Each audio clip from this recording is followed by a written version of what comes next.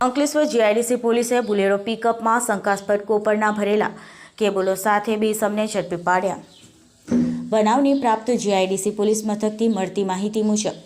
Police અધિક્ષક મયુર ચાવડા ભરૂચ તથા નાયબ પોલીસ અધિક્ષક શ્રી અંકલેશ્વર વિભાગનાઓ તરફથી મિલકત સંબંધી ગુનાઓ શોધી કાઢવા જરૂરી સૂચના આપેલ હોય, જે અનુસંધાને અંકલેશ્વર જીઆઈડીસી પોલીસ સ્ટેશનનો પોલીસ ઇન્સ્પેક્ટર આર.એચ. વાળાના માર્ગદર્શન હેઠળ અંકલેશ્વર જીઆઈડીસી પોલીસ સ્ટેશનનો સ્ટાફ મિલકત સંબંધી ગુનાઓ અટકાવવા સારું પોલીસ સ્ટેશન વિસ્તારમાં પેટ્રોલિંગમાં હતો. તે દરમિયાન મળેલ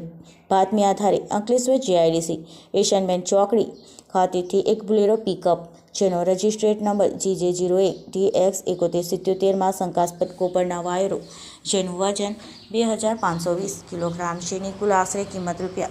₹15,12,000 તથા બુલેરો પિકઅપ નંબર GJ01DX7177 કે જેની આશરે કિંમત ₹2 લાખ તથા મોબાઈલ નંગ 1 જેની આશરે કિંમત ₹2,000 મળી કુલ કિંમત ₹17,14,000નો મુદ્દામાલ BNSS કલમ 106 મુજબ કબજે કરી બે ઇસમોના નામ દીપક કુમાર ઈશ્વરજુ ઠાકોર,